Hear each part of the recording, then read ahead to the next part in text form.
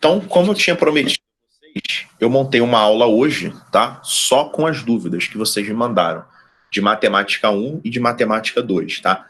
Tem bastante questão, espero conseguir fazer todas. Se por acaso eu não consiga fazer as dúvidas de vocês, vocês me mandem no privado depois o que ficou faltando, que eu vou respondendo a vocês, tá? Acredito que consiga fazer pelo menos aí uns 80% dos exercícios. Tem bastante coisa. Eu dei uma intercalada de matemática 1 com matemática 2 para a gente ir vendo as duas, né? A primeira dúvida que me perguntaram, tá? Foi referente à matemática 1, que é essa questão 4 do Enem. Ela é a seguinte, ó. Um ciclista quer montar um sistema de marchas usando 2 discos dentados na parte traseira de sua bicicleta, chamados de catracas. A coroa é o disco dentado que é movimentado pelos pedais da bicicleta, sendo que a corrente transmite esse movimento às catracas, que ficam posicionadas na roda traseira da bicicleta. As diferentes marchas ficam definidas pelos diferentes diâmetros das catracas, que são medidos conforme a indicação da figura. Quem assistiu à aula de movimento circular já pode olhar para essa questão agora de uma outra forma, não é? Eu vou lembrar a vocês como é o esquema de funcionamento de uma bicicleta, até para ajudar em física também, né? A gente tem aqui a coroa, que é onde fica o pedal, né? Eu vou tentar desenhar o pedal aqui da bicicleta. Vou tentar fazer um desenho aqui do pedal. Aqui é o pedal, que é onde fica a coroa. E aqui é a catraca, que fica acoplada à roda traseira. Deixa eu só autorizar alguém aqui. Karine, bom dia, tudo bem? Calil também, bom dia, que chegou agora. Então aqui é a catraca, tá? E a corrente da bicicleta, ela passa pela coroa e pela catraca. Então, no esquema da bicicleta, pessoal, o pedal ele fica acoplado à coroa da bicicleta. Aqui, a catraca é onde está a roda traseira. Deixa eu autorizar mais alguém. Pronto, vamos lá. O lance é o seguinte, ó. Olha o que o exercício está falando, ali embaixo do desenho. O ciclista dispõe de uma catraca de 7 centímetros de diâmetro e pretende incluir uma segunda catraca, de modo que, à medida que a corrente passa por ela, a bicicleta avance 50% a mais do que ela avançaria se a corrente passasse pela primeira catraca, a cada volta completa dos pedais. O valor mais próximo da medida do diâmetro da segunda em centímetros e com uma casa decimal é... Então, ó, essa questão, a gente tem que lembrar o seguinte, pessoal. A gente tem que lembrar que quanto menor a catraca, tá, mais rápido a bicicleta anda. Ou seja, maior a distância que ela percorre. Então, quanto menor o tamanho da catraca, maior é a distância percorrida. Mais uma vez, quem assistiu aquela aula de movimento circular em física, tá, que foi a aula passada de Física 1, que eu mostrei no final da aula o esquema de funcionamento de uma bicicleta, né, já carrega essa compreensão para a questão que é de matemática, tá? Então, se você estiver fazendo o Enem e cai essa questão que é de o Enem ou qualquer outro vestibular, né, que cai essa questão de matemática, você já é ajudado pelo conhecimento de física, tá? A matemática e a física, elas dialogam muito. Pessoal, se quanto menor a catraca, maior a distância percorrida, catraca, né, tamanho de catraca e distância percorrida são inversamente proporcionais. E como é que a gente vai organizar os dados da questão? Quando a catraca tem um diâmetro de 7 centímetros, então aqui eu vou colocar o diâmetro da catraca e aqui a distância percorrida. Quando a catraca tem 7 centímetros de diâmetro, a distância percorrida é D. Quando eu troco o valor da catraca para um valor desconhecido, que é X, a bicicleta avança 50% a mais, ou seja, ela percorre essa distância mais 50% da distância, que é 1,5D. E a gente também já viu lá, quando eu expliquei fatores multiplicativos para vocês, que aumentar 50% é a mesma coisa que multiplicar por 1,5. Tá? E como é que a gente organiza a nossa regra de 3? 7 está para X, aí eu vou analisar a proporcionalidade entre a incógnita e a outra informação. Se quando eu diminuo a catraca eu aumento a distância, esses dados são inversamente proporcionais. Então eu preciso inverter essa fração. Em vez de D sobre 1,5D, vai ser 1,5D sobre D. Tá? A gente vai escrever ao contrário. Eu vou cancelar D com D, vai ficar 1,5x igual a 7. O x vai ser 7 sobre 1,5, que vai dar aproximadamente 4,7. Essa conta, pessoal, na hora da prova, 7 sobre 1,5, você pode fazer 70 sobre 15, tá? Multiplicando por 10 em cima e embaixo. Se a gente dividir por 5, vai dar 14 sobre 3. Né? Aí 14 sobre 3 ó, dá 4, que dá 12, resto 2. Bota uma vírgula em um zero, aqui vai ficar dando 66666, por isso que eu aproximei para 4,7. Então o gabarito dessa questão é a letra C. Quem quiser entender melhor o funcionamento de uma bicicleta, vai lá no YouTube do JLMed, tá? Acessa a aula passada de Física 1, de movimento circular, que no finalzinho daquela aula eu falo bastante sobre bicicleta. Aí eu perco um tempo bem grande falando sobre a bicicleta. Aí você vai entender por que com a catraca pequena a distância percorrida ela é grande. E cai bastante, quem for fazer o Enem, cai bastante bicicleta, tá? Souza Marques também costuma cobrar. Alguém quer perguntar alguma coisa sobre essa questão? Quem pediu essa dúvida entendeu? Pessoal, quando vocês tiverem duas informações e elas forem inversamente proporcionais, em vez de vocês multiplicarem cruzado, vocês podem multiplicar em linha também, tá? Pode fazer 7 vezes D igual a x vezes 1,5D. Também é a mesma coisa. Próxima dúvida que me perguntaram. Se eu não me engano, foi você, não foi, Sara, que perguntou essa questão? Foi. O dono de um restaurante situado às margens de uma rodovia percebeu que, ao colocar uma placa de propaganda de seu restaurante ao longo da rodovia, as vendas aumentaram. Pesquisou junto aos seus clientes e concluiu que a probabilidade do motorista perceber uma placa do anúncio é 1/2. Com isso, após a autorização do órgão competente, decidiu instalar novas placas com anúncios de seu restaurante ao longo dessa rodovia, de maneira que a probabilidade de um motorista perceber pelo menos uma das placas instaladas fosse superior a 99 sobre 100. A quantidade mínima de novas placas de propaganda a serem instaladas é... Bom, o lance é o seguinte, pessoal. O lance dessa questão é o seguinte. Deixa eu só autorizar alguém aqui rapidinho. A probabilidade dele perceber é 1/2. Ou ele percebe a placa, ou ele não percebe a placa. Não existe um meio termo, né? Não existe uma terceira opção. Então, a probabilidade dele não perceber também é 1/2, tá? O que ele quer? Ele quer que a probabilidade de que o motorista perceba fosse superior. Então, a probabilidade de perceber tem que ser superior a 99 sobre 100. Tá? Então, ele vai colocar várias placas para que esse objetivo seja atendido. Se ele colocar várias placas e o cara perceber uma das plaquinhas, ele já percebeu a propaganda. Vamos supor que o cara instalou, sei lá, 20 placas, né? Ele instalou 20, você está indo daqui até Búzios, está indo para Búzios. Aí o cara colocou um monte de placa da loja dele lá em Búzios, né, na estrada. Se você percebeu uma dessas placas, o objetivo dele já foi garantido, você já percebeu, tá? Ô, Sara, você que me perguntou essa questão, qual é a única coisa que não pode acontecer para o cara? Que isso daí seja menor. Que o motorista não perceba nada, né? Uhum. Ou seja, que o motorista ele passe por todas as placas instaladas e não perceba nenhuma. Então, a probabilidade, olha o que eu vou escrever aqui, vê se você vai entender.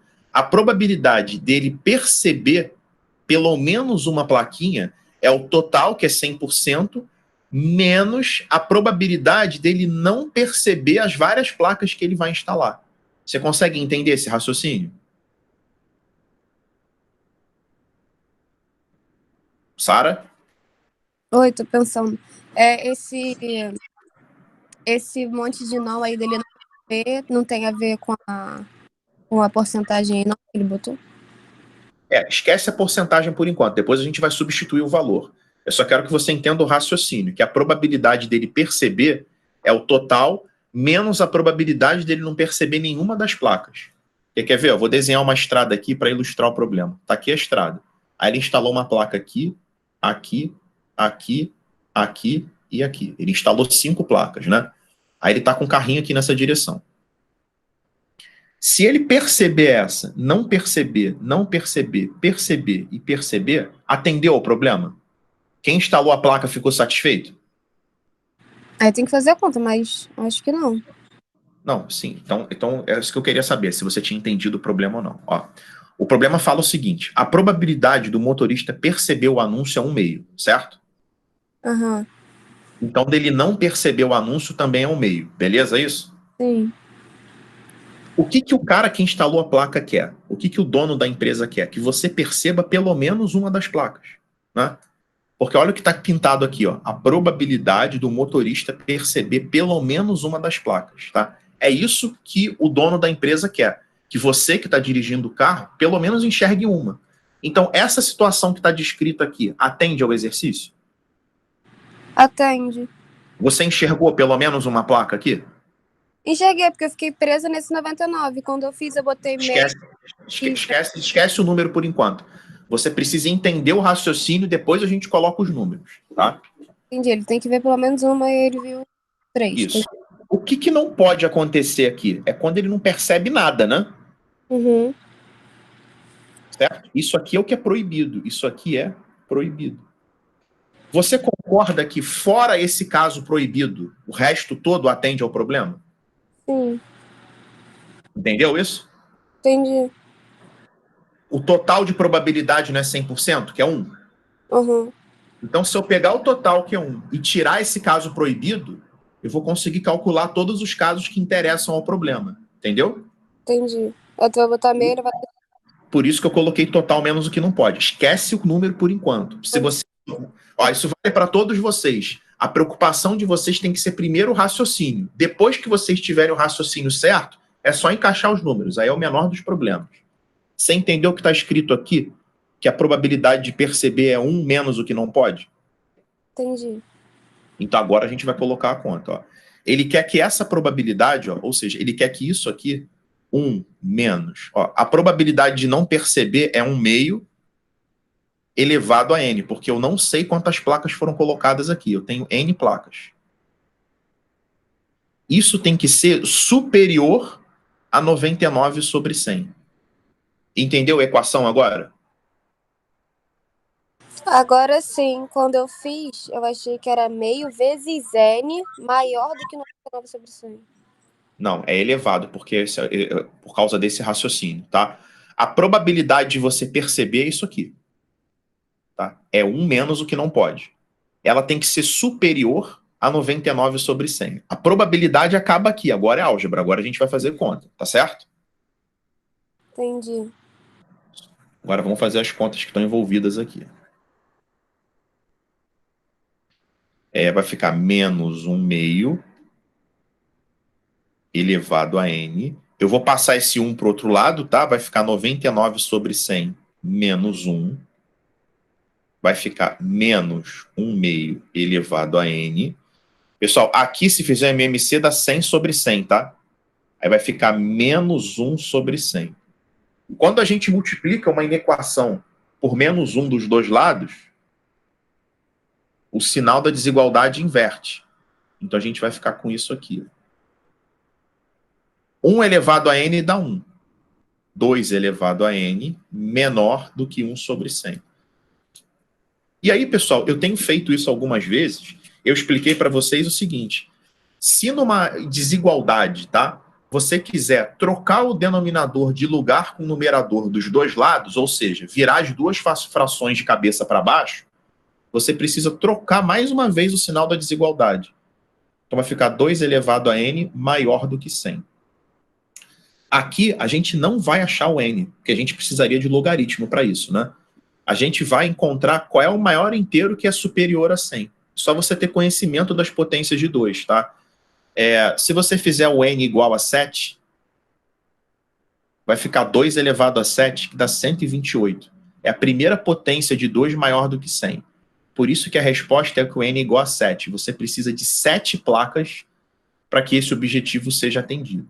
Então, olha a pergunta dele. A quantidade mínima de novas placas, ou seja, além da placa que ele colocou, ele tem que colocar mais quantas placas? Ele tem que colocar mais 6 placas, para totalizar 7 placas. Essa não é uma questão fácil. Tá? Se eu não me engano, caiu agora no Enem, não foi, Sara? Nessa prova agora, de 2019? Não lembro, mas eu acho que é recente, sim. É bem recente ela. É bem recente. Eu acho que se não caiu agora, caiu na de 2018. Alguém quer perguntar alguma coisa sobre ela?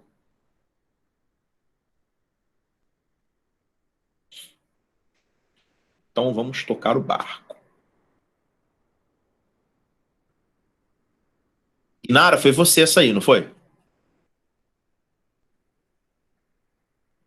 Sim. Vamos lá, pessoal, mais uma de probabilidade. Hein?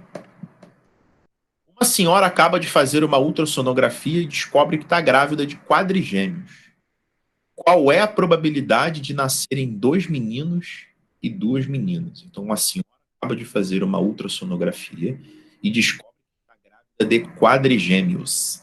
Qual é a probabilidade de nascerem 2 meninos e 2 meninas? O senso popular nos leva a crer que é um meio, né? Você fala, 2 meninos, 2 meninas em 4 filhos é meio. Só que senso popular não faz prova de matemática. A probabilidade, pessoal, de nascer um menino é meio. E de nascer uma menina é meio. Né? Existem 2 sexos possíveis para a criança nascer, masculino ou feminino. Né? A probabilidade de nascer do sexo masculino é 1 em 2, feminino é 1 em 2. O lance é o seguinte: essa senhora ela vai ter quadrigêmeos, né? E a gente está querendo saber a probabilidade de nascerem 2 homens e 2 mulheres. Obviamente, não necessariamente nessa ordem, né? Bom, todas as probabilidades são iguais, né? De homem é meio, mulher, meio. Porque esses eventos são sucessivos. E em probabilidade, quando a gente pensa no E, é com sinal de vezes, né? Vai nascer um homem e uma mulher e uma mulher. Só que acontece o seguinte, isso aqui dá 1/16. O que a gente tem que observar é que não precisa ser exatamente nessa ordem, né? Homem, homem, mulher, mulher. Pode ser mulher, mulher, homem, homem, mulher, homem, mulher, homem, homem, mulher, homem, mulher, homem, mulher, mulher, homem, mulher, homem, homem, mulher. Precisa calcular isso aqui na mão? Não, pessoal. Isso aqui equivale à permutação de 4 letras com 2 Hs e 2 Ms, que dá 4 fatorial sobre 2 fatorial vezes 2 fatorial. 4 fatorial dá 24, aqui vai dar 4, então vai dar 6.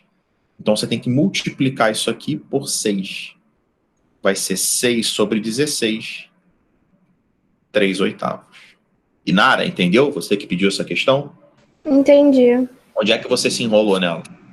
Eu fiquei com dificuldade mesmo de enxergar que tinha que permutar. Mas você entendeu por que tem que permutar? Aham. Tá? Existe uma versão dessa questão, uma variação, tá? Que você não tem que permutar. O enunciado seria o seguinte: se ele falasse que um casal planeja ter 4 filhos, mas que os 2 primeiros tivessem que ser homens e as 2 últimas mulheres, entendeu? Que aí tá engessado o problema? Sim, aí ele manda específico. Exatamente. Aí ele fala, ó, tem que ser o primeiro homem, o segundo homem, a terceira mulher. Aí você não pode brincar com essa permutação, não. Mas quando ele não fala nada, né? E a maioria dos exercícios ele não vai falar nada, aí você deixa em aberto mesmo. Vamos ver o próximo aqui. Quem é que perguntou essa questão 15 aqui? Acho que mais de um de vocês perguntou, né? Da escala. Essa também né, um pouco chatinha.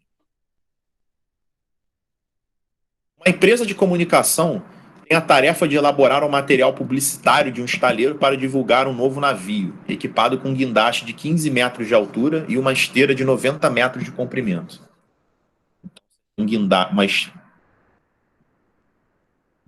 Uma esteira de 90 metros de comprimento, tá? E um guindaste de 15 metros de altura. No desenho desse navio, a representação do guindaste deve ter sua altura entre meio centímetro e 1 centímetro, enquanto a esteira deve apresentar um comprimento superior a 4 centímetros. Todo o desenho deverá ser feito numa escala 1 para x. Os valores possíveis para x são apenas... Pessoal, essa questão, tá? Eu já vi vários tipos de resolução para essa questão. O que eu gosto de fazer e o que eu considero mais simples, porque essas questões do Enem, pessoal, questão do Enem da UERJ, quando você joga na internet, vocês devem fazer muito isso, né? Pegar a questão e jogar na internet. Você vê uma infinidade de soluções. Só que se você pegar o conceito de escala que eu passei para vocês na aula, o que eu disse para vocês? Eu falei que a escala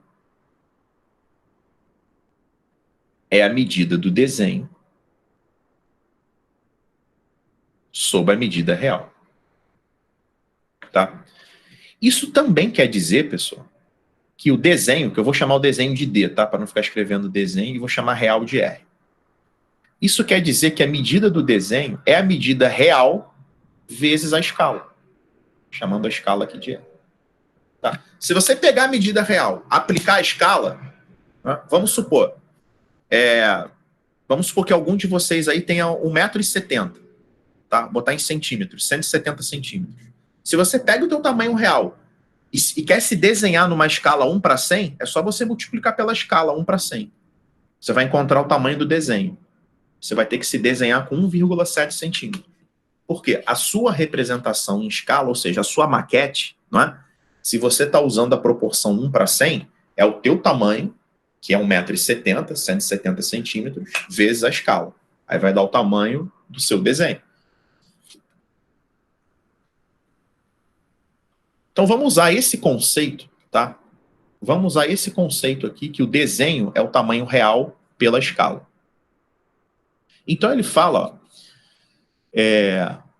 a representação do guindaste deve ter sua altura entre meio centímetro e 1 centímetro. Tá? O guindaste, ele tem 15 metros de altura. Vou passar para centímetro, tá? 1.500 centímetros, tá? Então, pessoal, o desenho do guindaste é a medida real vezes a escala. A medida real é 1.500. A escala utilizada é 1 para x. Isso aqui representa o tamanho do desenho, não é? Ou seja, o tamanho do desenho é a medida real vezes a escala, que eu acabei de falar para vocês. Este desenho, ele precisa estar entre meio centímetro e 1 centímetro. Agora, o desenho da esteira, que é 9.000 centímetros vezes a escala, precisa ser superior a 4 centímetros.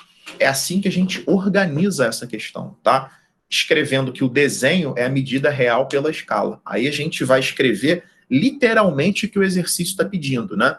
O exercício está pedindo que o desenho do guindaste tenha entre meio centímetro e 1 centímetro, e que o desenho da esteira seja superior a 4 centímetros. Por que eu passei as medidas de metro para centímetro? Porque as unidades precisam ser as mesmas, tá? Se eu estou dando para vocês aqui os desenhos em centímetro, a medida real também precisa estar em centímetro. Isso é muito importante em escala. Bom, como é que a gente vai resolver isso aqui agora? Essa equaçãozinha aqui, ó, 0,5 é 1/2. Aqui vai ficar 1.500 sobre x, e aqui vai ficar 1. O que eu falei para vocês? Se a gente quiser virar todas as frações de cabeça para baixo, a gente troca o sinal da desigualdade, né? Então aqui eu vou ficar com 2 maior, né, do que x sobre 1.500. Pessoal, deixa eu só jogar isso aqui um pouco para cá, para a esquerda, para caber aqui. Vai ficar meio, né? 1/2 menor do que 1.500 sobre x, que é menor do que 1. Eu vou inverter todas as frações, e para isso eu vou ter que trocar o sinal da desigualdade, x sobre 1.500, né? O 1 invertido dá 1, e eu vou multiplicar agora todo mundo por 1.500. Vai ficar 3.000 x 1.500, tá? Então, daqui eu concluí que o x tem que ser maior do que 1.500 e menor do que 3.000, tá? Ou seja, o x, ele está entre 1.500 e 3.000. Por isso, até que você já tem um gabarito aqui para isso, né? Que é a letra D. Só que eu preciso impor essa outra condição, tá? Em vez de ficar 9.000 sobre x, eu vou escrever x sobre 9.000. Aqui a gente pode fazer direto, tá? Aqui não precisa disso, não. Que aqui vai ficar 9.000 sobre x maior do que 4, tá? Isso aqui vai dar, se a gente passar o x para o outro lado, vai ficar 9.000 maior do que 4x, dividindo 4, 2.250 maior do que x, ou seja, x tem que ser menor do que 2.250. Tá? De novo, como é que eu fiz aqui? Eu passei o x multiplicando. Passar o x multiplicando, pessoal, nada mais é do que multiplicar os dois lados por x, né? Aí você corta o x aqui com x aqui. Passo 4 dividindo, vai ficar 2.250 maior do que x, o que significa que o x é menor do que 2.250. Então, ó, tá aqui o 2.250. O x precisa ser menor do que 2.250.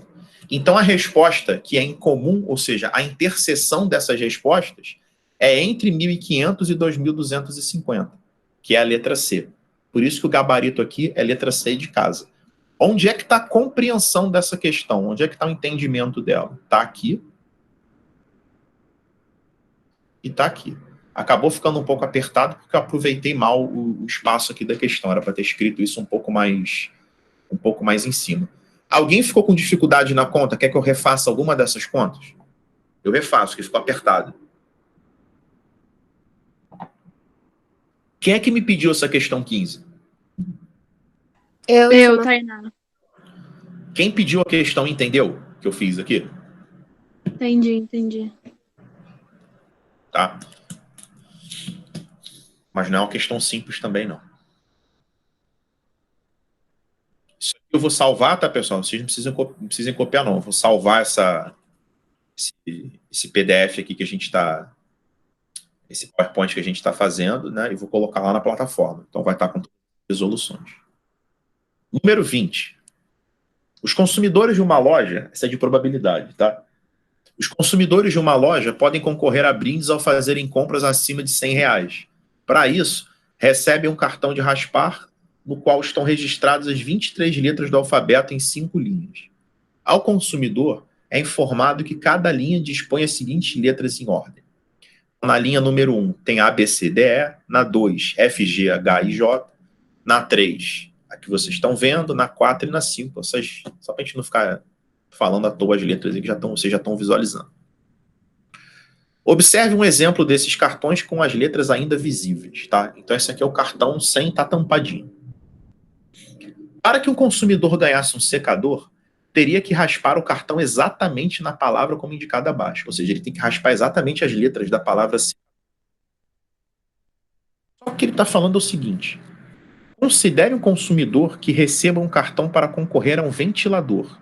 Se ele raspar as letras corretas em cada linha para formar a palavra ventilador, a probabilidade de que ele seja premiado corresponde a...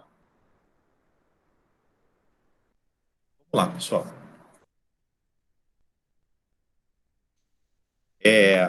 Ele vai ter que raspar exatamente as letras da palavra ventilador. Eu vou envolver o que tem de ventilador aqui. Ó. Aqui tem o E, ele vai ter que raspar isso aqui. Na primeira linha, ele tem que raspar essas 3. Pergunta é, qual é a probabilidade dele escolher exatamente esses 3 números entre 5 disponíveis? Isso aqui vai estar tampado, né? Óbvio. Se ele estiver vendo todo, é só se ele for analfabeto para não ganhar. A probabilidade, pessoal, vocês sabem que é o quê? O número de casos favoráveis sobre o número de casos possíveis, né? Vamos lá. Eu vou calcular essa probabilidade para vocês de 2 maneiras, usando combinação e usando fração. O número de casos possíveis, ele tem que escolher 3 letras num total de 5. E a ordem que ele escolhe não importa, tá? Ele pode escolher, por exemplo, isso aqui vai estar fechadinho. Ele pode escolher o A, o E e o D. Ele pode escolher o D, o B e o C, ou C, B, D. Ele pode trocar a ordem da escolha dele sem problema nenhum, tá? Quando a gente fala, pessoal, que a ordem não importa, a gente quer dizer o seguinte, que se ele escolheu, por exemplo, o C, o B e o A, é a mesma coisa que escolher o A, o B e o C. Tá? É isso que quer dizer que a ordem não importa. Então ele precisa escolher 3 de 5. Agora, o que é favorável para ele? O que é favorável para ele é escolher exatamente 3 letras das 3 que ele precisa escolher. Se fizer essa continha aqui, vai dar 1/10. Então, a probabilidade dele escolher exatamente as 3 letras sorteadas, as 3 letras que ele precisa para ganhar o ventilador, é de 1/10, tá? Isso na primeira linha. A probabilidade dele continuar a ter sucesso já é pequena, né? Porque ele tem 1/10 de probabilidade de escolher as letras certas na primeira linha. Aí a gente vem para a segunda linha. Na segunda linha, ele tem que escolher o I só, né? Só, ele tem que escolher o I. Aqui, você pode usar a fração direto, que é 1 em 5, né? Você pode colocar direto 1/5.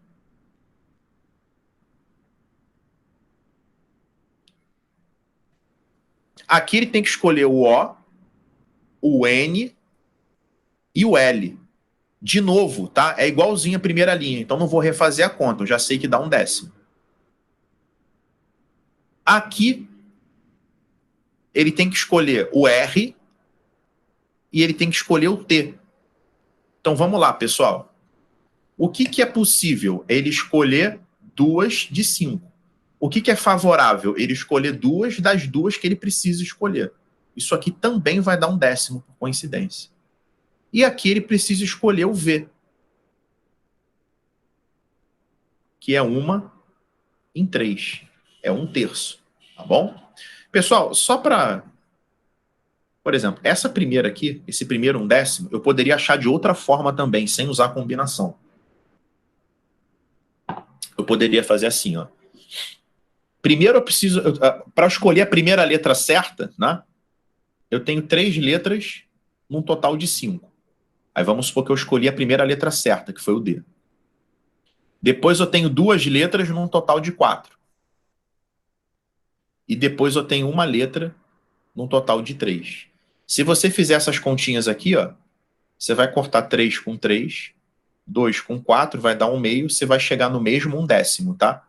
Então você pode usar combinação ou pode usar esse esquema de frações.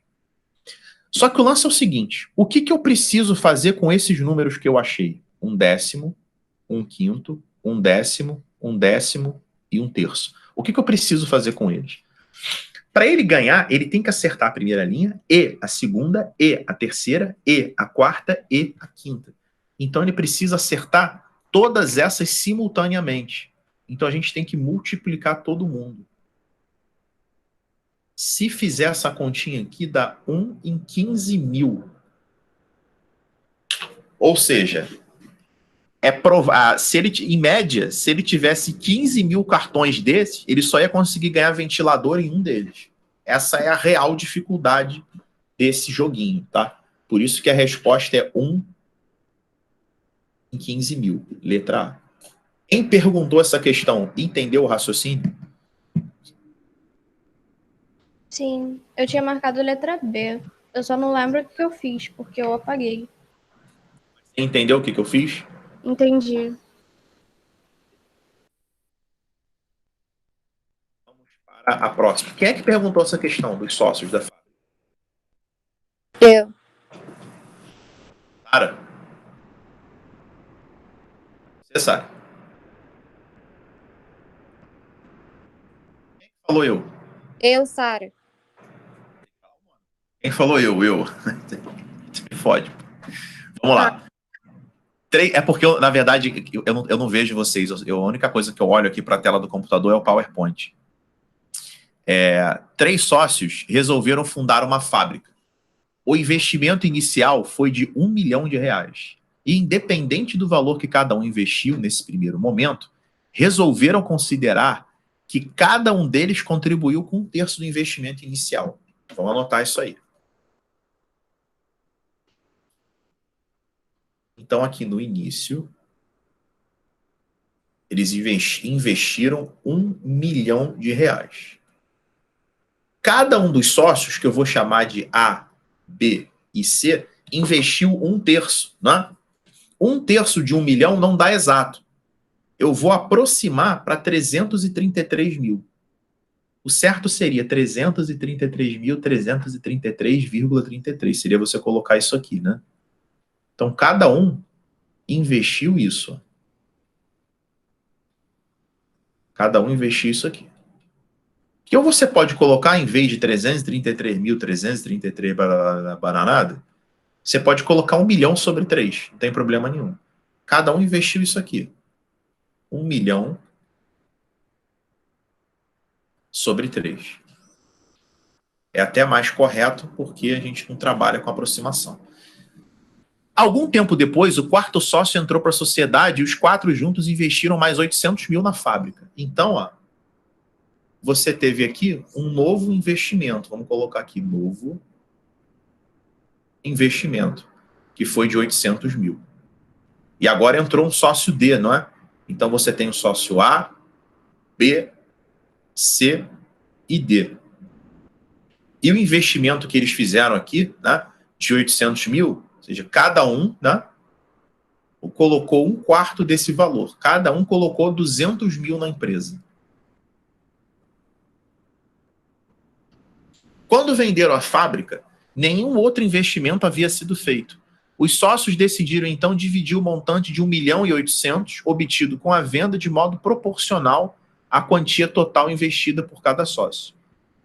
Quais os valores mais próximos em porcentagens correspondentes às parcelas financeiras que cada um dos 3 sócios iniciais e o quarto sócio, respectivamente, receberam? Pessoal, os sócios A, B e C, eles investiram a mesma coisa, não é? O sócio D, ele só investiu 200 mil. Então, eu vou calcular a porcentagem, a fatia do sócio D no bolo, nos 100%, e o restante eu vou dividir por 3, né? Porque todo mundo tem a mesma porcentagem. O sócio D, ele investiu 200 mil do total de 1 milhão e 800 mil da empresa. Se você fizer a simplificação, dá 1/9. 1/9 em porcentagem dá aproximadamente 11,11%. Essa é a fatia do sócio D de dado. Tá? Então, como é que eu calculo? Aí a gente já fica entre a letra A e já fica entre a letra D. Né? Se você tivesse na prova do Enem, já vai na letra A direto. Tá? Por que a gente vai na letra A direto? Por quê? 3 vezes a fatia desses sócios, mais esse 11,11%, tem que dar 100%. Se você fizer essa continha aqui, você vai achar o X como 29,6. Tá? Ou seja, a fatia do sócio A, B e C é a mesma coisa. Cada um deles tem 29,6% da empresa. E o sócio D, ele tem 11,11% da empresa. Por isso que o gabarito é a letra A. Porque a letra D, claramente, né? 3 vezes 18 dá 54. Quando somasse com 11, não ia chegar nem perto de 100%. Sara, entendeu o que eu fiz aqui? Entendi. Beleza. Quem é que perguntou essa do campo minado? Eu também. Mais alguém além da Sara perguntou essa do campo minado ou não conseguiu fazer? Se embolou? Eu também. Vamos lá. 10. Figura ilustra uma partida de campo minado, o jogo presente em praticamente todo o computador pessoal. 4 quadrados e um tabuleiro 16 por 16 foram abertos, e os números em suas faces indicam, quantos dos seus 8 vizinhos contêm minas a serem evitadas. O número 40, no canto inferior direito, é o número total de minas no tabuleiro, cujas posições foram escolhidas ao acaso de forma uniforme antes de se abrir qualquer quadrado. Então, deixa eu explicar para vocês esse joguinho aqui, tá? O lance é o seguinte, ó. Deixa eu ver se eu consigo aumentar essa foto.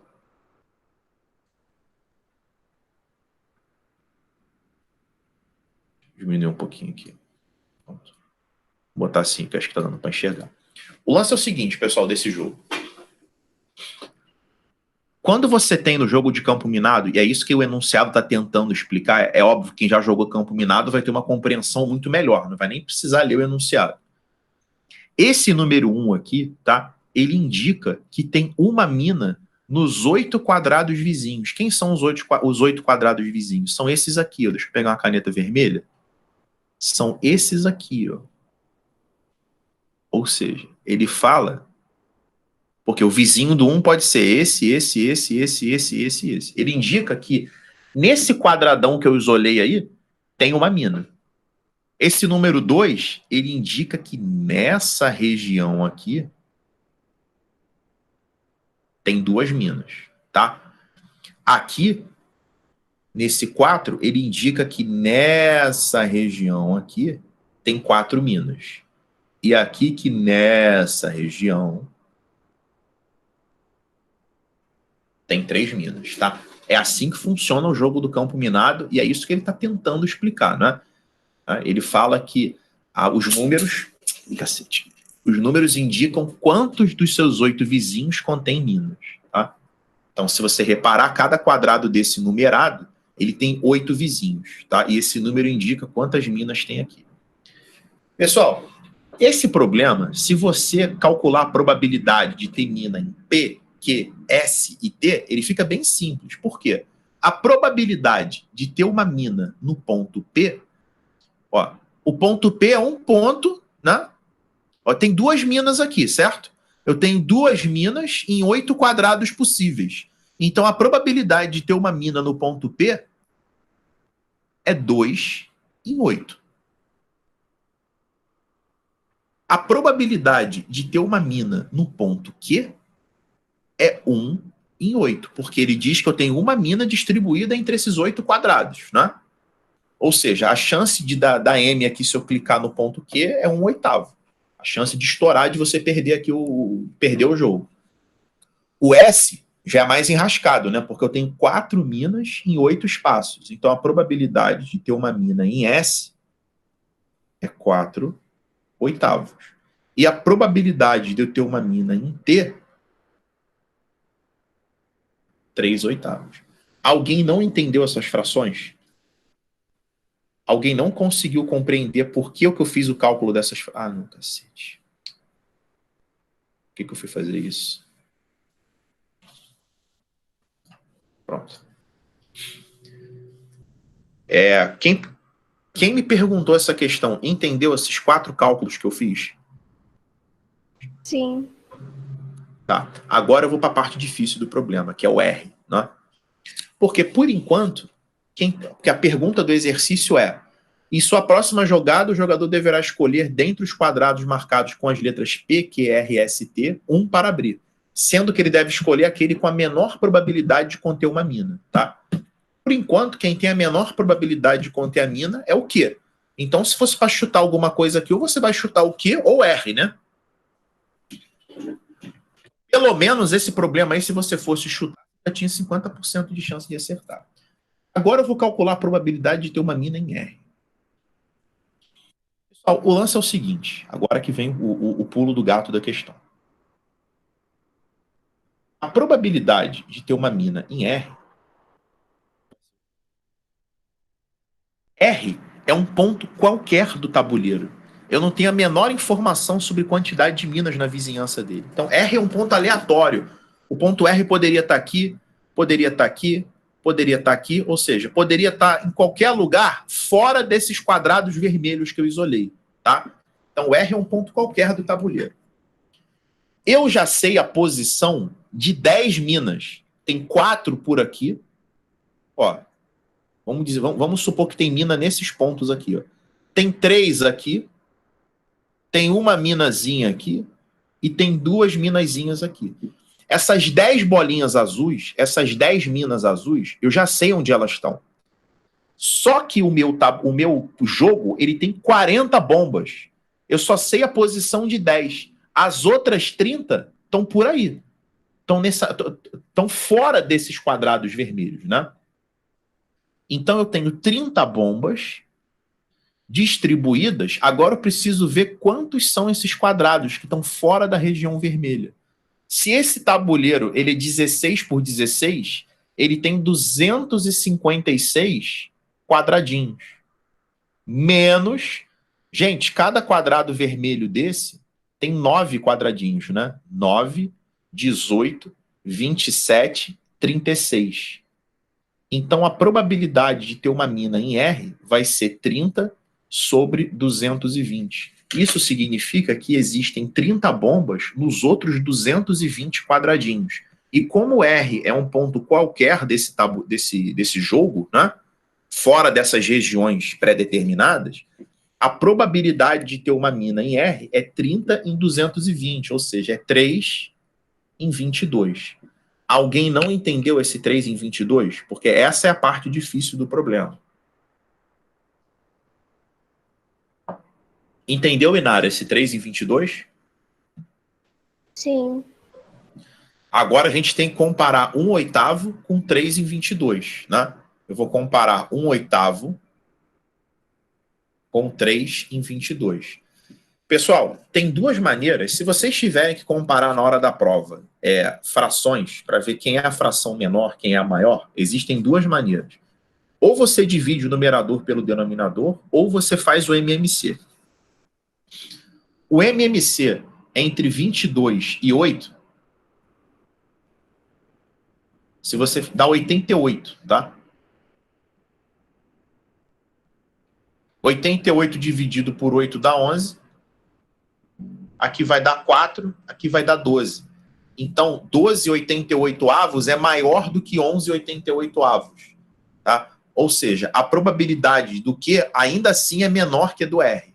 Por isso que o gabarito é Q. Muita gente acertou essa questão porque simplesmente não conseguiu calcular a probabilidade do R e já marcou o Q. Tá? Mas se ele estivesse perguntando qual é a probabilidade de ter uma mina em R, essa questão talvez ela fosse mais errada do que ela foi. Porque a resposta seria 3 em 22. Alguém tem alguma dúvida? Alguém quer comentar alguma coisa sobre essa questão 10? Professor, eu meio que me perdi no 36. Eu no? 36. Da onde você tirou o 36? Lança o seguinte. Esse 30, é a Karine que tá falando, né? Isso. É a voz diferente que eu não tô acostumado a escutar, então é mais... Oi. Esse 36 é o seguinte. Você entendeu esse 30 aqui em cima? Eu entendi o 30. Você entendeu o 256? Não. Tá, então o teu problema foi o denominador, né? É. O lance é o seguinte. Esse tabuleiro, ele não tem 16 linhas e 16 colunas? Ah, sim. Entendi. Então, 16 vezes 16, 256. Tá? Isso. O lance é o seguinte. O R, ele representa um ponto fora dessas regiões vermelhas, tá? Ou seja, ele representa um ponto fora dessas regiões que eu estou marcando aqui. Você tem 2 jeitos de contar quantos quadradinhos tem. E contando um por um, que vai te dar um trabalho desgraçado, né? Você vem contando 1, 2, 3, 4, 5, 6, 7, 8. Que aqui embaixo, esse 220, nada mais é do que a quantidade de quadradinhos que estão fora dessas regiões vermelhas. Ah, tá. Entendi. Só que em vez de eu ir contando um por um, eu peguei tudo e tirei quantos estão dentro da região vermelha, entendeu? Entendi. Tá bom? Obrigada. Nada. Quem é que perguntou essa 18 aí? João, tu tinha me perguntado essa questão há um tempo, não tinha? Numa dela pra você? Essa aí eu não lembro, não. Aqui. Alguém me perguntou essa questão aí, cara. Então. Fui eu, cara. Foi você, Inara? Uhum.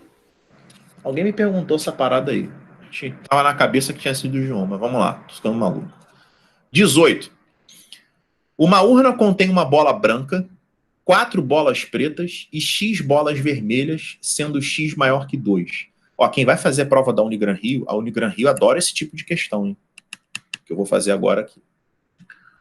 Mas eles têm tara com urna e bola. Uma bola é retirada ao acaso dessa urna, é observada e recolocada na urna. Em seguida, retira-se novamente ao acaso uma bola dessa urna. Se meio é a probabilidade de que as duas bolas retiradas sejam da mesma cor, o valor de X é... Para ficar bonitinho aqui essa questão, eu vou fazer uma parada aqui. Formatar plano de fundo. Vamos lá. Vou dar uma corzinha aqui para esse plano de fundo. Só para eu fazer o desenho, tá? Então, eu vou fazer o desenho aqui da urna. Pessoal, na prova, quanto mais vocês desenharem, mais o cérebro de vocês agradece, tá? Eu vou colocar aqui a minha urna. Ele fala que tem uma bola branca. Então, eu vou desenhar aqui a minha bola branca. Por isso que eu coloquei o fundo de outra cor, senão não me aparecer a bola branca. 4 bolas pretas. 1, 2, 3, 4 bolas pretas. E um monte de bola vermelha, que ele não fala a quantidade. Então, eu tenho algumas bolas vermelhas, que eu vou colocar umas reticências aqui, porque eu não sei qual é a quantidade de bolas vermelhas, tá? Ele só disse que é maior do que 2. Eu coloquei 5 ali de orelhada, né? Pode ter menos. Só que como o gabarito tem 6, 7, 8 e 9, eu sei que mais de 5 vai ter. Se meio é a probabilidade de que as duas bolas retiradas sejam da mesma cor, galera, bolas retiradas da mesma cor. Ou é vermelha e vermelha, ou é preta e preta, ou é branca e branca. Aí você vai falar assim para mim, pô, Leandro, mas tem como ser branca e branca? Só tem uma bola branca, tá? Só que quando você tira a bola, você bota de volta, né? Poderia tirar 70 bolas brancas. Eu pego a bola branca, boto de volta. Então eu posso tirá-la de novo. Se eu tirasse a bola e guardasse, tá? Se fosse sem reposição, aí não teria como ser branca e branca. Só dá para ser branca e branca porque tem reposição, né? Eu tiro a bola e coloco de volta.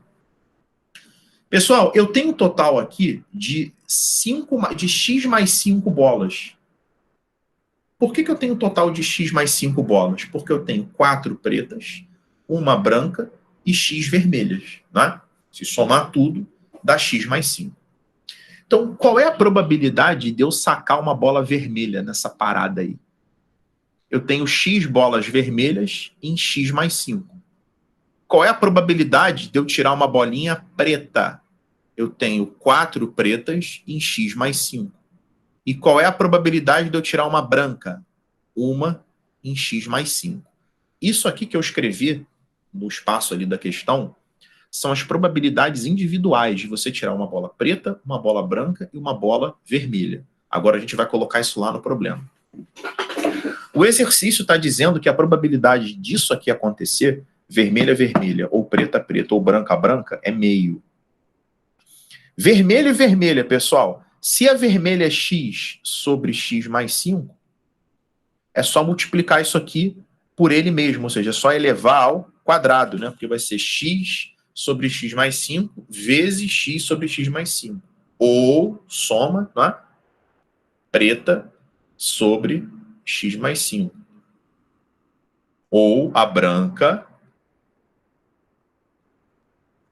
isso aqui é o quadrado, vai dar meio. Pessoal, o denominador aqui, ele é X mais 5 ao quadrado, para todo mundo. E eu só vou somar os numeradores. Vai ficar X ao quadrado, mais 16, mais 1. Isso aqui tem que dar meio. Então, eu vou ficar com X ao quadrado, mais 17, sobre quadrado do primeiro, mais 2 vezes o primeiro pelo segundo, mais o quadrado do segundo, igual a meio. Multiplicando o cruzado, eu vou ficar com 2x ao quadrado mais 34 igual a x ao quadrado mais 10x mais 25. Transformando numa equação do segundo grau, vai ficar x ao quadrado, passando esse x para cá. Passo 10x para a esquerda, menos 10x, mais 9 igual a 0. E eu vou resolver isso aqui por soma e produto. Ou por Bhaskara, tá? Soma 10, produto 9. As possíveis raízes são 1 e 9. Então, ou você tem uma bola vermelha, que é proibido, porque ele fala que tem mais de 2, ou você tem 9 bolas vermelhas, que é o nosso gabarito. Tá? Onde é que está a probabilidade? A probabilidade está quando você escreve isso aqui. Ó. Se você escrever isso aqui e souber as probabilidades individuais, o resto é conta. Tá? Inara, que perguntou isso aí, entendeu? Entendi. Só botar um pouquinho d'água para mim. Alguém não entendeu? Alguém quer perguntar alguma coisa? Uma conta que eu fiz?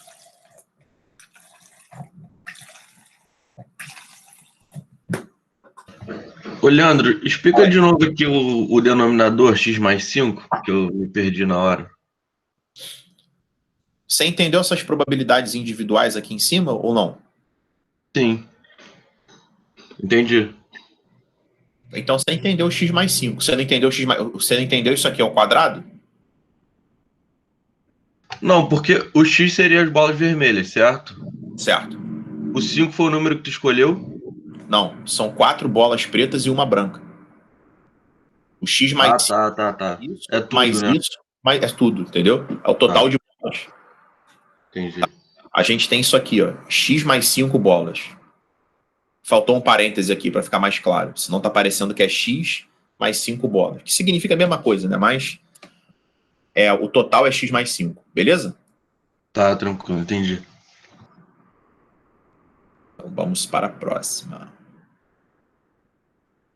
Boa, hein? Quem é que perguntou essa 19? Eu, Sara. Do hectare. Tem mais gente que perguntou essa aí. Deixa eu só ver se tem mais alguma boa aqui. Que vocês perguntaram. É a maneirinha aqui.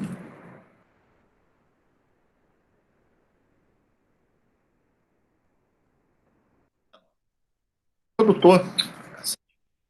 produtor de milho utiliza uma área de 160 hectares para suas atividades agrícolas. Essa área é dividida em duas partes, uma de 40 hectares com maior produtividade e a outra de 120 hectares com uma menor produtividade. A produtividade é dada pela razão entre a produção em tonelada e a área cultivada. Sabe-se que a área de 40 hectares tem produtividade igual a 2,5 vezes da outra. Esse fazendeiro pretende aumentar sua produção total em 15%, aumentando o tamanho de sua propriedade. Para tanto, pretende comprar uma parte da fazenda vizinha que possui a mesma produtividade da parte de 120 hectares de suas terras. Qual a área mínima em hectare que o produtor precisará comprar? Deixa eu fazer um desenhozinho aqui, só para ficar bonitinho.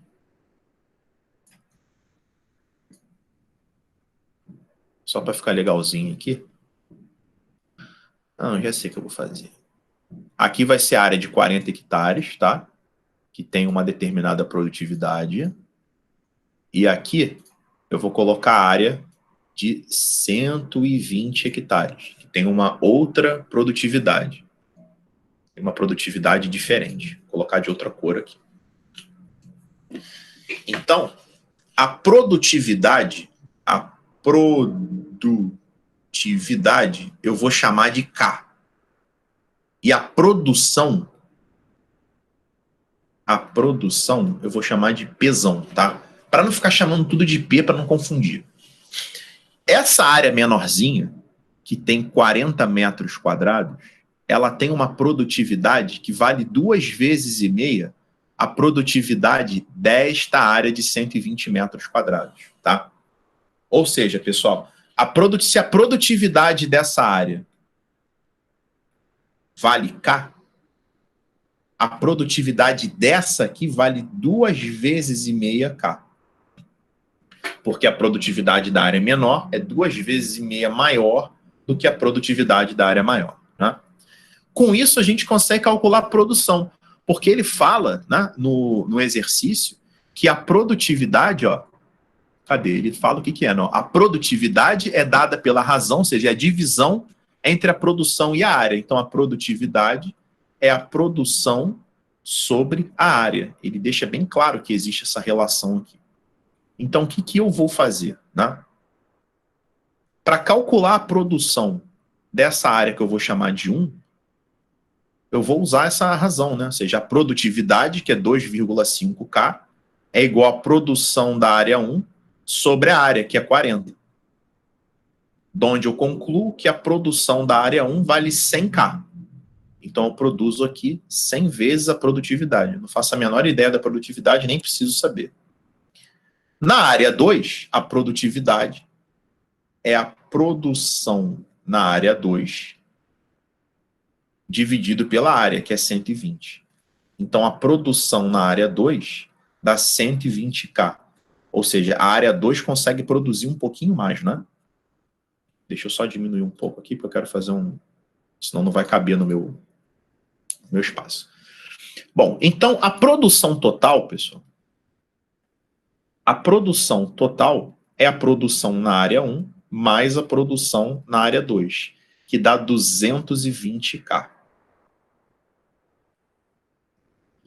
Agora é o seguinte, esse fazendeiro pretende aumentar sua produção total em 15%. Então ele vai pegar essa produção total aqui, de 220K, e ele vai multiplicar por 1,15. Isso que significa aumentar em 15%, né? Multiplicar por 1,15.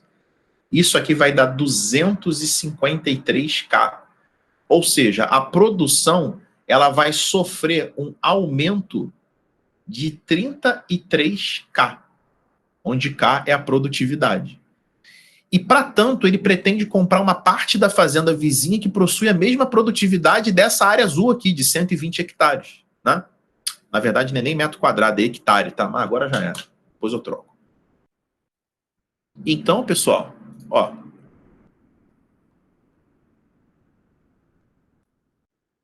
eu vou ter que comprar uma parte de uma fazenda vizinha, ou seja, eu vou comprar um pedacinho de fazenda, tá?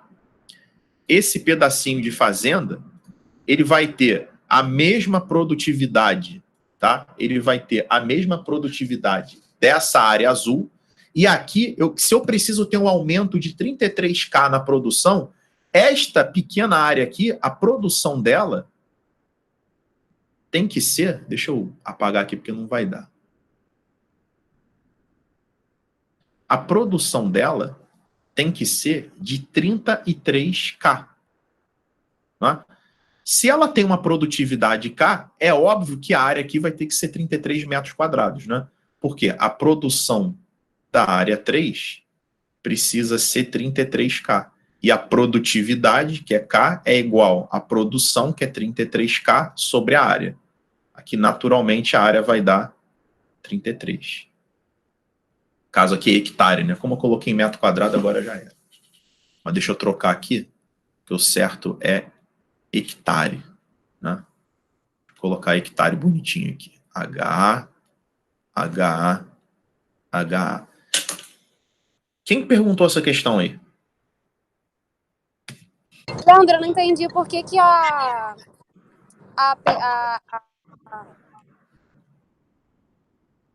Não estou escutando o que você falou. Não consegui escutar.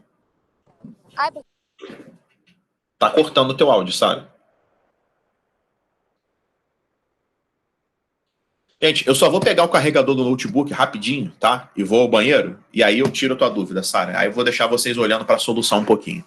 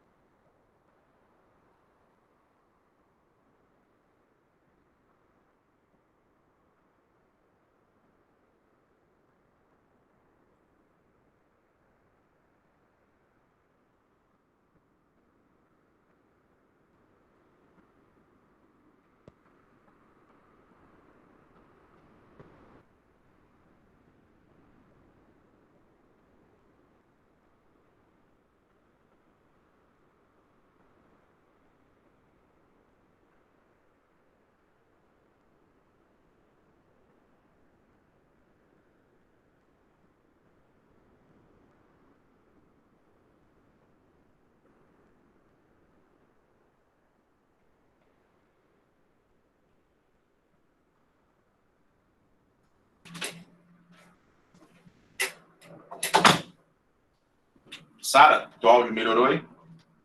Oi, melhorou, desculpa, caiu. Eu não entendi o que a produção é 33. Você não entendeu o quê? Deixa eu conectar aqui. Sara, não estou conseguindo te escutar. O que você não entendeu?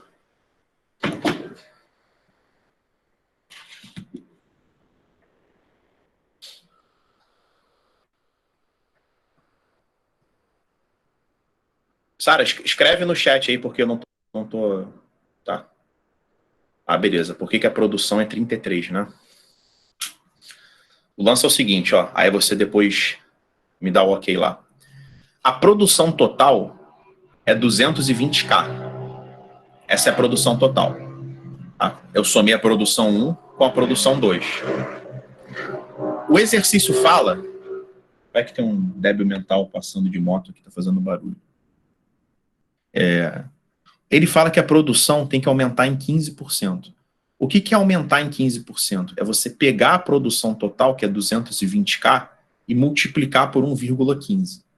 Isso aqui vai dar 253k. O que significa um aumento de 33k. Ou seja, a produção era 220k e vai ter que ser 253k, porque precisa se aumentar 15% da produção total. Por isso que tem um aumento de 33. Você entendeu esse aumento agora? Me responde no chatzinho aí.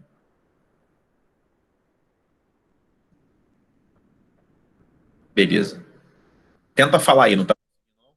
Vê se já voltou para você. Oi, é porque eu tô travando, mas entendi. Beleza, beleza.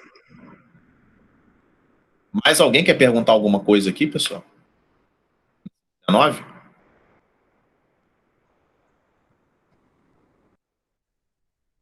R$56, da Unigran Rio. Quem me pediu foi, acho que foi a Milena, não foi? Foi você, Milena, que me pediu essa?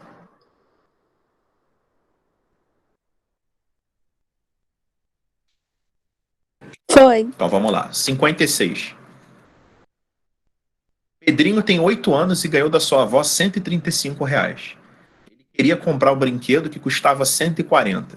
Sua avó, em vez de dar os R$5 restantes, disse para ensiná-lo sobre investimento que guardaria o dinheiro dele por um período à taxa de 1% ao mês a juros compostos. Claro. Né? Por quanto tempo Pedrinho teve que esperar para juntar os R$5 restantes? Pessoal, o lance é o seguinte. Se você tentar aplicar a fórmula dos juros compostos aqui, olha o problema que vai acontecer. Qual é a fórmula dos juros compostos que a gente viu na aula de ontem? Nossa, aula de ontem. Parecia a minha avó falando, antes de ontem. Montante é capital vezes 1 mais a taxa elevado ao tempo. Tá? Bom, ele aplica R$135, tá? E ele quer obter 140. Então, o montante dele vai ser 140. E o capital vai ser 135. A taxa é de 1% ao mês. 1% é 0,01. Quando somar, né, essa aqui é o I é a taxa. Quando somar com 1, vai dar 1,01 elevado a T. O problema de fazer assim, você fez assim, Mariana, desse jeito? Foi, aí, tipo, depois... Aí parou, aí não tem o que fazer aí. Aí não tem o que fazer. Por que não tem o que fazer? Porque não tem logaritmo, né? Logaritmo seria a ferramenta que nos permitiria continuar esse raciocínio. Então, o jeito é você pegar os R$135 e ir multiplicando por 1,01, ou seja, ir aumentando 1%, né, até que ele passe de R$140. Isso é dar um trabalho, né? Essa questão é dar um trabalhinho chato de conta. Eu vou colocar na calculadora para a gente agilizar os nossos cálculos aqui, mas na hora da prova vocês teriam que fazer na mão, tá? Então, vou fazer a primeira conta, 135 vezes 1,01.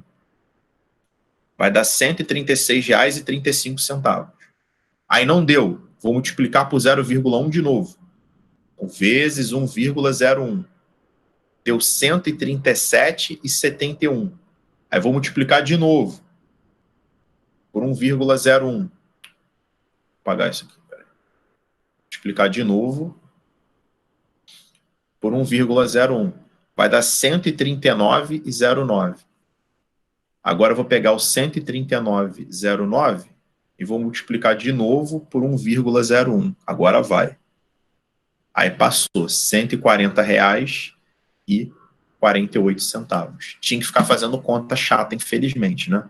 Então você teve que multiplicar por 1,01. 1, 2, 3, 4 vezes. Então são 4 meses até esse dinheiro passar de R$ 140. Tá? É assim que tinha que ser feito, tá, Milena? Ah, tá, entendi. Porque, tipo, depois eu dividi o 140 por 135. E aí eu falei assim, elevado deve dar mais ou menos 3 ou 4, só que, tipo, eu não tinha certeza. Tinha que ficar fazendo a conta. Entendeu? Tem que ficar fazendo desse jeito. Porque se você quisesse resolver essa equação sem logaritmo, você teria que dividir o 140 por 135, ia dar, sei lá, 1, alguma coisa. Aí você fica pegando 1,01 e multiplicando por 1,01 até passar desse número que você encontrou, entendeu? Entendi. Ô, Leandro, outra coisa. Nessa questão até fica bem claro. Só que eu tô teve umas questões que tive um pouco de dificuldade. O montante, ele é o que eu investi mais o que eu gerei? É. Porque tem umas questões que parece que era só o que eu gerei, mas entendi, faz sentido. Tá? Só o que você gerou são os juros, tá? Ou que você gerou ou que você tem que pagar mais, né? Aí são os juros. Por exemplo, se você quiser, na forma dos juros compostos, calcular os juros, é só você fazer montante menos o capital. Aí você obtém os juros.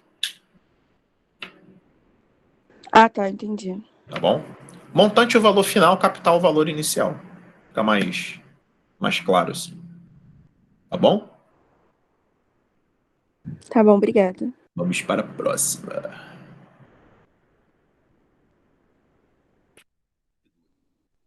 Durante uma festa de colégio, um grupo de alunos organizou uma rifa. 80 alunos faltaram à festa e não participaram da rifa. Apareceram, alguns compraram 3 bilhetes, 45 compraram 2 bilhetes e muitos compraram apenas um. O total de alunos que comprou o único bilhete era 20% do número total de bilhetes vendidos. E o total de bilhetes vendidos excedeu em 33 o número total de alunos do colégio. A pergunta é, quantos alunos compraram somente um bilhete? Vamos lá. Então é o seguinte, pessoal. Vamos organizar isso aí. Eu tive 80 alunos que não compraram nada, né? 0 bilhete. Eu tive 45 alunos que compraram 2 bilhetes. Eu tive alguns alunos que compraram 3 e outros que compraram 1 bilhete, né? Então, sei lá, X alunos compraram 1 bilhete e Y alunos compraram 3 bilhetes, né?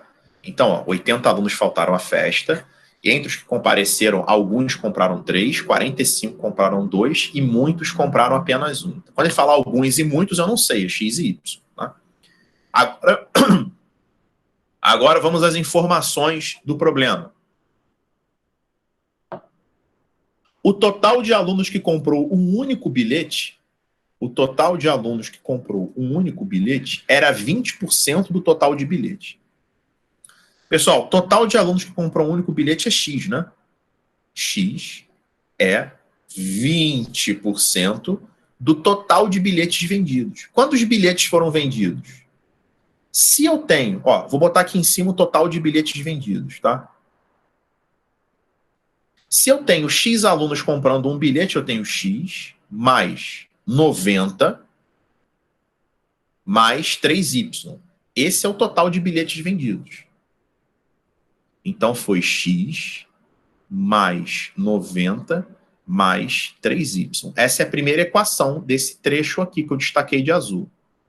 Agora, o próximo trecho, que é esse trechinho aqui, o total de bilhetes vendidos, ou seja, o total de bilhetes vendidos é isso aqui, né? X mais 90 mais 3Y. Excedeu em 33, ou seja, é igual a 33 mais o número de alunos do colégio. Eu tenho X mais Y mais 80 mais 45 alunos no colégio, né? Ou seja, o total de alunos no colégio é X mais Y mais 125. X mais Y mais 125. E ele quer saber quantos compraram somente um bilhete, ou seja, ele quer que a gente calcule o valor de X. É só resolver esse sistema que foi formado agora. É só resolver esse sistema aqui. Isso aqui nem vai cair em sistema, pessoal, porque aqui embaixo dá para cortar o X com X. Passa o Y para cá, vai ficar 2Y igual a 158 menos 90. Vai ficar 2Y igual a 68, o Y dá 34. Então a gente já calcula o Y 34. Alguém quer falar alguma coisa aí? Acho que alguém abriu o áudio aí. Então o Y dá 34. Agora tem que calcular o X. Vai ficar X igual a 0,2 vezes X mais 90 mais 3 vezes o Y, que é 34, tá? Vai ficar X igual a 0,2, que multiplica X, mais, essa continha aqui vai dar 192. Vai ficar X igual a 0,2x mais 38,4, 0,8x igual a 38,4, x é igual a 38,4 sobre 0,8, que é só você fazer 384 dividido por 8. Dá 48. Então a resposta aqui é 48. Alguém não entendeu o que eu fiz aqui nesse exercício? Era mais chatinho de conta do que assim difícil, né? É só a gente pegar essas informações e saber passar para... saber transformar em equação. Alguém quer perguntar alguma coisa sobre ele?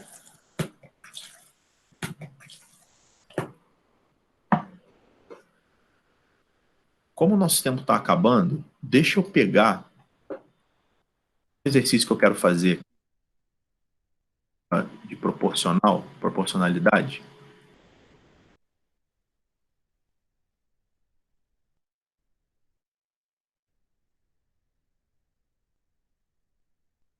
Várias dúvidas de vocês aqui, que obviamente não vai dar para... Vou fazer esse número 5 aqui, tá? Porque tem um exercício que me pediram de proporcionalidade, deixa eu passar ele aqui. Tem um exercício que me pediram que é muito parecido com esse, tá? Vai usar o mesmo raciocínio. Depois eu vou passar ali pelos exercícios que não deu para fazer, vou marcar uma próxima aula para a gente resolver. Número 5. Para contratar 3 máquinas que farão reparo de vias rurais no município, a prefeitura elaborou um edital que, entre outras cláusulas, previa: primeiro, cada empresa interessada só pode cadastrar uma única máquina para concorrer ao edital. O total de recursos destinados para contratar o conjunto das 3 máquinas é de R$ 31 mil. O valor a ser pago a cada empresa será inversamente proporcional à idade de uso de cada máquina cadastrada pela empresa para o presente edital. As 3 empresas vencedoras do edital cadastraram máquinas com 2, 3 e 5 anos de idade de uso. Quanto receberá a empresa que cadastrou a máquina com a maior idade de uso? Vamos lá, pessoal. Deixa eu reduzir o tamanho desse enunciado aqui para caber a nossa solução. Ele fala, ó, pessoal, para contratar 3 máquinas que farão reparos, a prefeitura elaborou um edital. O total de recursos destinados vai ser de 31 mil. Eu tenho 3 empresas, tá? O valor que essas 3 empresas vão receber, o somatório desses valores, tem que dar 31 mil reais.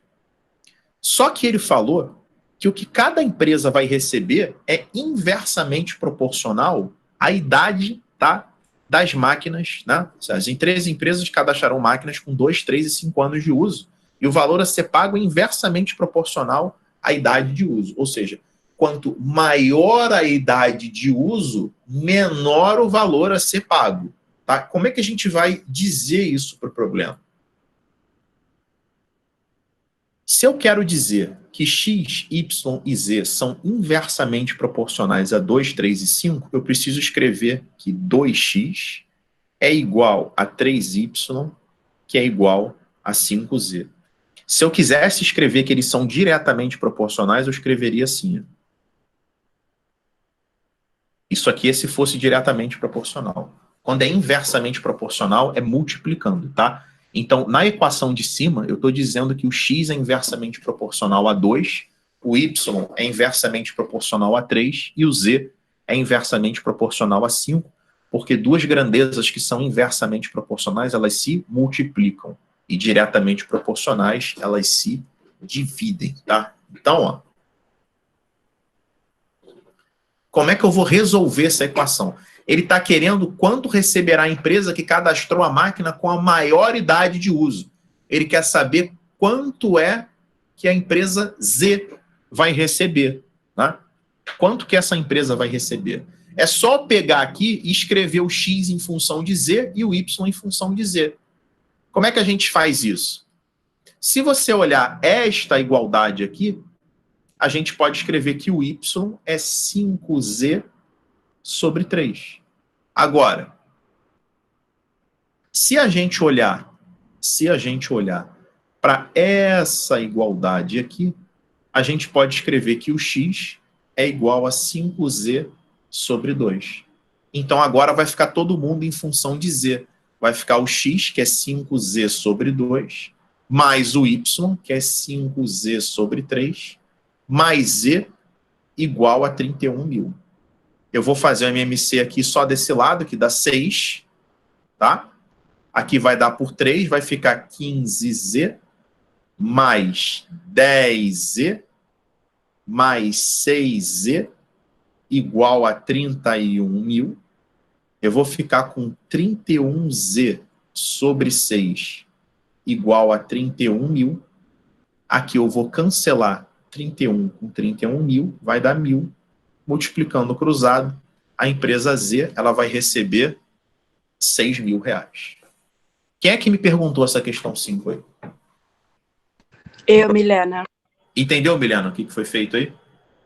Entendi. Eu tinha pensado ao contrário. Eu tinha pensado colocar Sobre. 1 sobre 2x, 3 sobre 1 sobre 3y e 1 sobre 5z. Um só. Não, inverso, quando for inversamente proporcional, você vai fazer dessa forma, multiplicando o número. Se fosse diretamente, o número estaria dividindo, tá bom? Okay. É só inversamente proporcional, você faz desse jeito. Tá? Diretamente proporcional, em vez dos números estar multiplicando, eles estariam dividindo. Beleza? Leandro, Oi. eu só não tô entendendo por que é igual. Por que 2x é igual a 3y, que é igual a 5z? Então vamos lá, deixa eu abrir um slide branco aqui.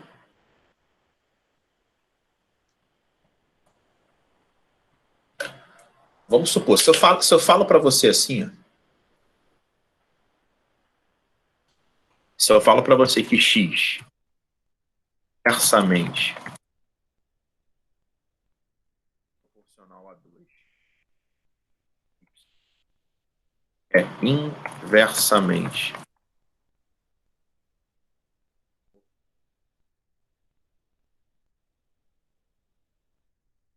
x. Vamos analisar isso aqui. Ó. X é inversamente proporcional a 2 e y é inversamente proporcional a 3.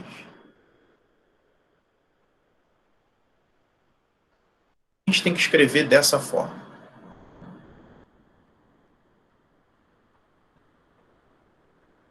A gente tem que escrever assim.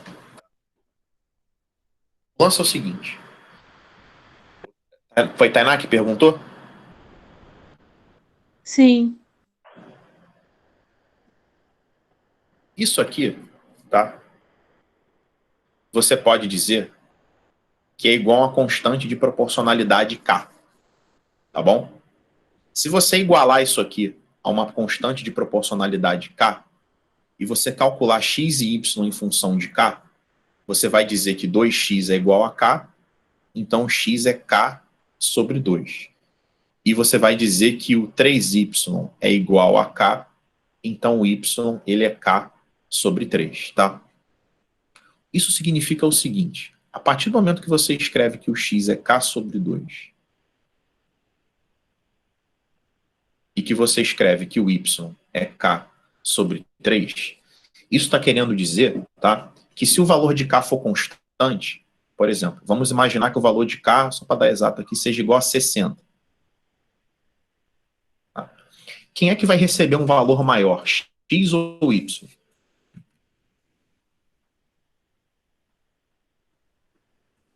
X. Porque o x ele vai receber 60 sobre 2, que é 30, né? E o y ele vai receber 60 sobre 3, que é 20. Beleza? Beleza que o x é 30 e o y é 20? Nesse exemplo Sim. aqui, que a constante de proporcionalidade é 60? Aham. A pergunta é, qual é a relação de proporcionalidade entre esse 30 e esse 20? Será que é correto eu dizer que o 30 é inversamente proporcional a 2 e o 20 é inversamente proporcional a 3? Bom, para isso ser verdade, ó, reparou que se o x é inversamente proporcional a 2 e o y é inversamente proporcional a 3, quanto maior o número que ele é inversamente proporcional, tá? Menor a fatia que ele vai receber? Sim. Entendeu esse lance? Tá? Porque aqui o que acontece? Como o x deu 30, tá? Se você fizer 2 vezes 30, isso vai ser o mesmo valor que 3 vezes 20. Tá? Então, eu posso dizer que esses números aqui, tá, 30 e 20, ele atendem a essa equação. O que está por trás disso tudo aqui é o seguinte, tá? Quando você quer dividir um valor em partes proporcionais, ou você vai dividir esse valor em partes diretamente proporcionais, ou você vai dividir esse valor em partes inversamente proporcionais. São os dois tipos de divisão que existem. A gente sabe que duas grandezas que são inversamente proporcionais são grandezas que se multiplicam, ou seja, o aumento de uma, tá, implica a diminuição de outra. Por isso que você está reparando aqui que o x ele é o que tem o menor número associado, então ele vai receber a maior fatia, tá? E o y ele é o número que tem o maior número associado, então ele vai receber a menor fatia. Então, é assim que a gente calcula divisão em partes proporcionais. Isso não eu escrever apenas que 2x é igual a 3y, tá? Ele não faz muito sentido. Eu estou me estendendo um pouco nessa explicação, porque esse negócio de proporcionalidade ele é importante. Vamos imaginar, Tainá, que você tem uma barrinha aqui, tá? Você tem uma barrinha de 1 metro de comprimento, tá? Aí você quer dividir exatamente assim. Tá? Você vai dividir essa barrinha de modo que o x seja inversamente proporcional a 2 e o y seja inversamente proporcional a 3. Você concorda que a soma dos pedaços tem que dar 1 metro? Concordo. Agora, como é que você vai dizer para o problema que o x é inversamente proporcional a 2 e o y é inversamente proporcional a 3? Como é que você vai transformar isso numa informação matemática? Primeiro que você já vai saber automaticamente que o x vai receber uma fatia maior. Você concorda comigo? Concordo. O x vai receber um pedaço maior do que o y, né? Porque ele tem um menor número na frente. Isso a gente viu ali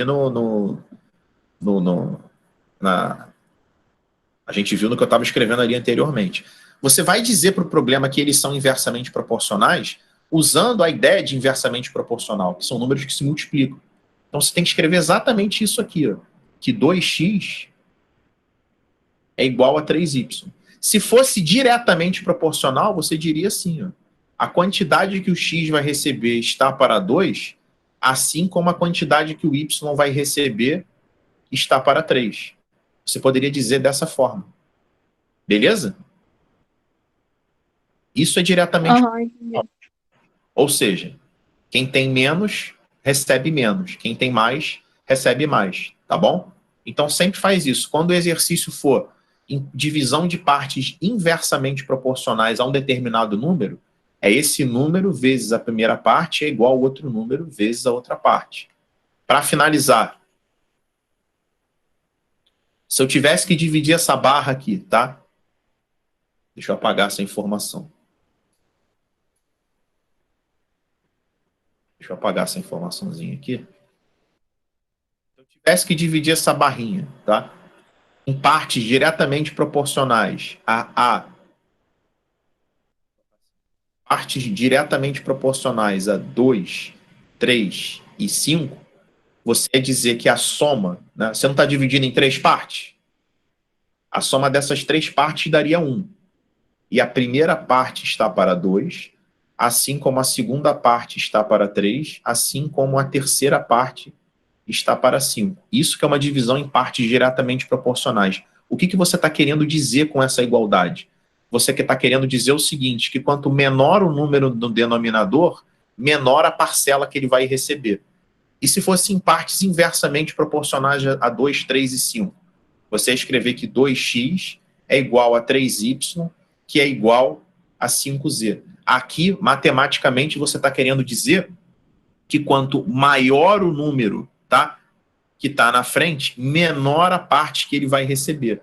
Porque, por exemplo, na hora que você tiver que resolver isso aqui, 2x é igual a 5z, né, você vai perceber que o x ele fica como 5 meios de z, ou seja, o x ele é maior do que o z, justamente porque ele está com um número menor multiplicando. Beleza, Tainá? Eu entendi. É porque eu estava interpretando como se o valor que eles fossem receber seria igual. Só que não é, a constante que é igual, né? Isso, a constante que é igual. Eu nem uso a constante, na verdade. Eu uso só essa ideia da multiplicação e da divisão. Porque Entendi.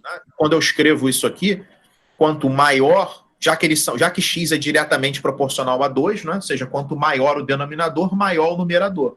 Ou seja, quando for divisão em partes diretamente proporcionais, o cara que está associado ao número pequeno recebe menos. Quando é inversamente proporcional, ao contrário, né? O cara que está com um número menor na frente vai ser o que recebe mais. Beleza? Beleza, entendi. Obrigada. Pessoal, as dúvidas que ficaram faltando, eu vou deixar para a próxima aula, tá bom? Para a aula da semana que vem, que eu vou também fazer uma aula de dúvida, junto com as dúvidas que vocês forem me mandando ao longo dessa semana, tá? Mas se vocês tiverem urgência em relação a alguma dúvida, eu vou mandando para vocês pelo WhatsApp, tá bom? Mas a ideia é eu mostrar a dúvida de vocês para todo mundo, que rende muito mais do que ficar tirando no privado. Beleza, pessoal? Então, vejo vocês aí na oficina de física. Bom, 3h30. Interromper a gravação aqui.